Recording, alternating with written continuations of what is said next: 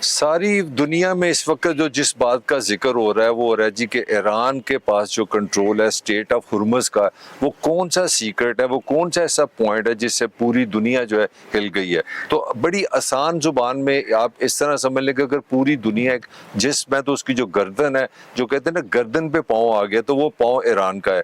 یہ جو state of Hormuz ہے یہ 33 اور 30 کلومیٹر کے قریب سمندر ہے جو ایک جگہ بند ہو جاتا ہے بٹوین عمان اور ایران کے درمیان، اور یہ جو 33 کلومیٹر کا فاصلہ ہے، اس میں صرف 3 کلومیٹر درمیان میں وہ پانی ہے، وہ ڈیپتھ ہے جہاں سے شپ گزر سکتا ہے۔ تو آپ سمجھ سکتے ہیں کہ ایران کی جو لاٹری ہے، جو پاور ہے، وہ سمپلی یہ ہے کہ وہ 3-4 کلومیٹر میں آپ نے شپ نہیں گزرنے دینا، اور یہ ایک ایسی پاور ہے جس نے پوری دنیا کو اس جنگ کی لپیٹ میں لے آئی ہے اور مزید لا سکتی ہے۔ یہ جو 33 کلومیٹر کا میں آپ کو سمندر بتا رہا ہوں، اس کی کیپیسٹی کیا ہے، یہ ہے آج ہمارے اس ڈسکشن کا موضوع۔ یہ کس طرح پوری دنیا کی اکانومی، پوری دنیا کی خوراک، پوری دنیا کے تیل، پوری دنیا کے گیس پہ کس طرح اثر انداز ہو رہی ہے اور مزید ہو جائے گی۔ سب سے بنیادی خبر یہ ہے کہ ایران نے اس کو ابھی جزوی کنٹرول میں رکھا ہوا ہے۔ اب سننے میں آیا کہ وہ $2 ملین لے کے شپ کو وہاں سے نکلنے کی اجازت دے رہے ہیں۔ اس سے پہلے 28 فروری تک جب یہ جنگ شروع نہیں ہوئی تو تقریباً 140-130 شپ ڈیلی وہاں سے گزرتے تھے اسی جگہ سے، مگر اس وقت 2 یا 3 گزر رہے ہیں، اور اس پہ سننے میں آ رہا ہے کہ وہ اس کی جو کلیئرنس ہے وہ ایران دے رہا ہے۔ وہ اپنی جب اس پہ انویسٹیگیشن کر لیتے ہیں کہ جناب آپ یہاں سے گزر سکتے ہیں، ہمیں $2 ملین دیں تو اب یہاں سے گزر جائیں۔ وہ ڈالر بھی کسی حد تک وہ دوسری کرنسیز میں لے رہے ہیں۔ تو اب یہ اس سوال میں سے آپ کو یہ بھی جواب مل جائے گا کہ ایران جنگ کیوں نہیں۔ جو اصل سوال بن رہا ہے کہ جو پاکستان نے بھی ایک اس میں کنٹریبیوشن کی کہ مل جل کے بیٹھو مسئلہ حل کرو، تو ایران نے کہا نہیں جی نہیں، ہم نے یہ شرائط نہیں ماننے ہم امریکہ کی، اور انہوں نے انڈائریکٹلی شکریہ ادا کیا کہ جو ممالک اس میں شامل ہو رہے ہیں ممنون ہے۔ مگر سوال یہ ہو رہا تھا کہ ایران میں جو اتنی ایروگنس ہے یا ایران میں جو اتنی فورس ہے وہ کیا ہے؟ تو اس کی ایک انٹرپریٹیشن یہ ہے کہ ایران نے ایک ایسا راستہ ڈھونڈ لیا ہے کہ جس میں وہ million and million dollar day بنا سکتا ہے، اور وہاں سے پیسہ لیتا ہے اور وہاں سے جنگ کرتی رہے۔ اور جنگ بیسیکلی کیا آپ کو چاہیے؟ جنگ کے لیے آپ کو پیسہ چاہیے، اور ایران نے اس میں ایک نئی سائنس ڈھونڈ لی ہے کہ یہ جو راستہ ہے، جس طرح نہر سویز ہے، پاناما کینال ہے، وہاں سے آپ گزرتے ہیں، آپ شپ سے گزرتے ہیں، آپ پیسے دیتے ہیں، تو ایران نے جناب یہاں پہ ایک نیا اپنا فارمولا بنا لیا ہے۔ تو $2 ملین ڈے اگر آپ چلیں، ایک جہاز کی میں بات کر رہا ہوں، تو اس کا مطلب ہے ایک جہاز سے آپ کو $60 ملین آپ کو مہینے کے ملتے ہیں۔ میں ایک جہاز کی بات کر رہا ہوں، اور اگر آپ 10 کر لیں، 15 کر لیں، تو پتہ نہیں یہ اپنا مہینے میں $1 بلین آ سکتا ہے۔ تو ایک اندازے کے مطابق جتنی وہاں پہ ٹرانسپورٹیشن ہے، تو صرف ایران اس سے 10 سے 30 بلین $US کما سکتا ہے سال کے۔ اگر وہ پیسے لینے شروع کر دے تو یہ اتنا پیسہ کہ ایران 1000 سال تک یہ جنگ جاری رکھ سکتا ہے۔ بات ساری سمپل یہ ہے۔ تو اس کو تھوڑا سا ایلیبریٹ کرتے ہیں کہ وہ کون سی سیکرٹ ہے، وہ کہاں پہ پریشر ہے جس سے یہ سارا کچھ چل رہا ہے۔ تو دنیا کا جو تقریباً 20-25% جو ریسورس ہے، انرجی ہے، وہ سارے جو شپ یہاں سے گزرتے ہیں وہ یہیں سے گزرتے ہیں، اور ان کا میں تھوڑا سا بریک اپ آپ سے شیئر کرتا ہوں۔ اس میں 38% جو یہاں سے شپ گزرتے ہیں، 38% اس میں کروڈ آئل ہوتا ہے، سادہ آئل ہوتا ہے جو زمین سے نکلتا ہے۔ LPG جو گیس ہے وہ تقریباً 29% ہوتی ہے، پھر LNG گیس ہے وہ 19% ہے، ریفائن آئل جو ہے جو پوری وہاں سے گلف سے جاتا ہے وہ بھی 19% ہے۔ کیمیکلز یہاں سے 13% کیمیکلز بھی نکلتے ہیں۔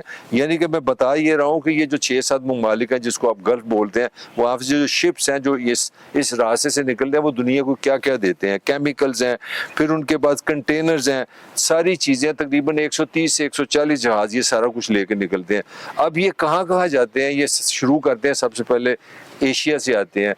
تقریباً 70% سے زیادہ جو انرجی ہے وہ جاپان کی، جنوبی کوریا کی، چائنا کی، ویتنام کی، یہ جو جتنے بھی ممالک ہیں، تھائی لینڈ، وہ وہاں سے جاتی ہیں۔ حشر نشر ہو گیا، وہاں پہ لائنیں لگ گئی ہیں، پیٹرول پمپ بم ہے، کیونکہ آپ کے پاس وہ ریسورس نہیں آ رہا۔ مگر جو اصل چیز ہے جو زیادہ تھرڈ ورلڈ ممالک میں غربت لائے گی، مہنگائی لائے گی، خوراک کا کرائسس لائے گی، ایون کہ قید لائے گی، وہ بڑی انٹرسٹنگ ہے، بلکہ افسوسناک میں کہوں گا، وہ ہے گیس۔ کیونکہ یہ جو LPG ہے, LNG ہے, یہ جو گیسیں ہیں یہ گیسز آپ ٹیکنالوجی کی بجائے توانائی کی بجائے انرجی کی بجائے آپ اسے کھاد بناتے ہیں, فرٹیلائزر بناتے ہیں. اور آپ سن کے حیران رہیں گے سب سے زیادہ جو ملک میں ہرٹ ہوا ہے اس وقت اس کا نام انڈیا ہے. انڈیا کی جو 90% گیس ہے وہ تقریباً یہاں سے آتی ہے.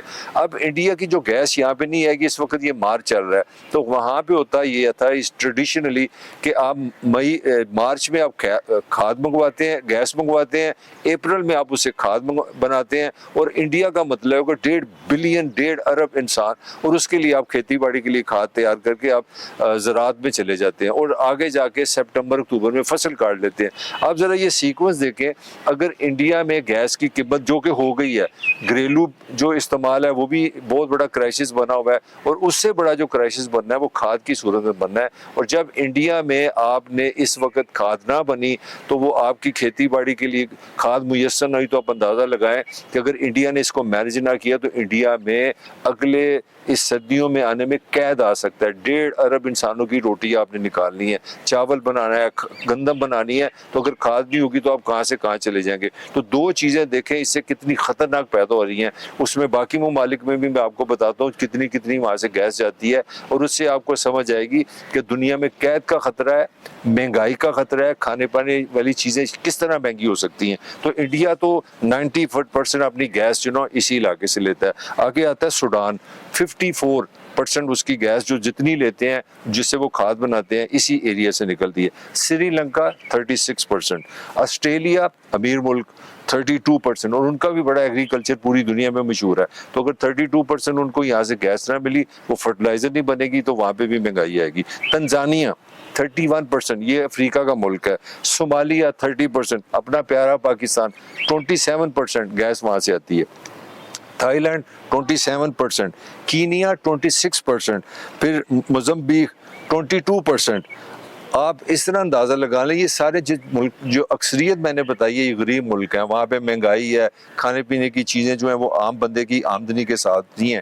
تو اگر ان ممالک میں گیس نہیں ہوتی, وہ کھاد نہیں بناتے اور ایگریکلچر میں وہ کھاد نہیں جاتی, تو اس کا مطلب ہے کہ آپ کی جو زرعی پیداوار ہے وہ شدید کم ہو جائے گی. جب آپ کی پیداوار کم ہوگی تو مہنگائی آ جائے گی, مہنگائی کا مطلب ہے کہ آپ کی انکم کم ہو جائے گی.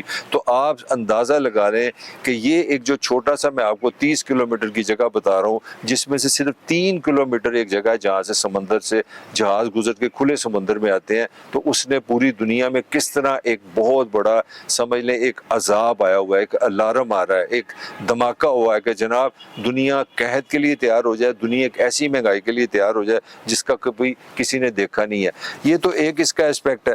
اس کے ساتھ جو دوسرا ایسپیکٹ آ رہا ہے وہ بڑا انٹرسٹنگ ہے کہ اس علاقے میں یہ خالی یہ جو گلف کا ایریا ہے جہاں پہ یہ سمندر وغیرہ سارا کچھ ہے, اس کا دوسرا بھی ایک ایسپیکٹ ہے کہ آج کی جو لیٹسٹ اطلاعات ہے اس میں یہ آ رہا ہے جس طرح کہ امریکہ نے ایک دھمکی دی ہوئی ہے ایران کو کہ ہم آپ کے جو الیکٹرک سسٹم ہے, بجلی کا سسٹم ہے, اس پہ حملہ کریں گے. اور سننے میں ہے کہ کہیں نہ کہیں ایران کے پانی پہ بھی حملہ ہوا ہے. تو اگر پانی ایران کا جو پانی ہے جو ان کے فلٹرز ہیں وہ بیسیکلی ایران اس میں شامل ہے, جو سمندر سے پانی لے کے نا اس میں نمک نکال کے اس کو پینے والا بناتے ہیں.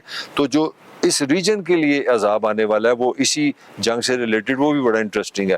اسرائیل 50% جو پانی لیتا ہے وہ سمندر سے لیتا ہے, پھر اس کو نا پلانٹس پہ جا کے پینے والا بناتا ہے. عمان 90%, کویت 90%, قطر 99%, بحرین 85%, سعودی عرب 70%, UAE 42%, اور ایران ویسے 10% لیتا ہے. آپ اب اندازہ لگا لیں کہ تقریباً یہاں پہ تقریباً 7 کروڑ کے قریب یہ سارے عرب ممالک ہیں, اور ان میں سے جو بہت بڑی اکثریت ہے وہ جو پینے کا پانی ہے وہ سمندر کا پانی پلانٹس میں لیتے ہیں, پلانٹ سے وہاں سے صفائی کرتے ہیں, اس میں سے کیمیکلز نکالتے ہیں, اس میں سے نمک نکالتے ہیں, اس کو پینے والا بناتے ہیں. تو اس سے جو اس کیپیسٹی ہے اس جو چھوٹی سی جگہ سے جو میں بتا رہا ہوں اس پورے ریجن میں, وہ آپ دیکھ سکتے ہیں پینے کے پانی کا کرائسس آپ کے سر پہ آ گیا, کھانے پینے کا قحط آپ کے سامنے آ گیا ہے, مہنگائی کا قحط آپ کے سامنے آ گیا ہے, پیٹرول کا کرائسس آپ کے سامنے آ گیا. پوری دنیا سوچ رہی ہے کہ اگر یہ جنگ جاری رہی تو پھر گیس پیٹرول راشن ہوگا. انڈیا میں لائنیں لگی ہوئی ہیں. ابھی پچھلے ہفتے پنجاب میں صرف یہ جو گھریلو استعمال کے لیے جو گیس لینے کے لیے ایک صاحب آئے تو ان کو وہیں پہ ہارٹ اٹیک ہو گیا. لائنوں میں تھک کے وہ بندہ وہیں پہ مر گیا. پورے انڈیا میں شور مچا ہے اور انڈیا میں لائنز ہیں کیونکہ میں نے جس طرح آپ کو بتایا کہ 90% انڈیا کی جو گیس ہے وہ اسی ریجن سے آتی ہے. ویسے ایک اچھی خبر ہے کہ پاکستان اس حوالے سے اتنا وارنریبل نہیں ہے جتنا انڈیا ہے, کیونکہ پاکستان کے پاس اپنی بھی بڑی گیس ہے. سندھ سے, بلوچستان سے, ایون پنجاب کے کئی علاقوں سے گیس ہے. تو پاکستان تقریباً 1/4 اپنی جو گیس ہے وہ وہاں سے لیتا ہے. تو یہ جو سچویشن ہے آپ یہاں سے اندازہ لگا سکتے ہیں. میرا نہیں خیال کہ انسانی تاریخ نے اتنی خطرناک صورتحال اس سے پہلے دیکھی ہے. تو یہ فرسٹ ورلڈ وار دنیا بھول جائے گی, دنیا سیکنڈ ورلڈ وار بھول جائے گی. دنیا کی شاید اگر یہ وار اپنی اسی طرح پھیلتی گئی, لمبی ہوتی گئی, تو شاید اس سے آنے والی تباہی انسانیت نے اس سے پہلے کبھی نہیں دیکھی ہوگی.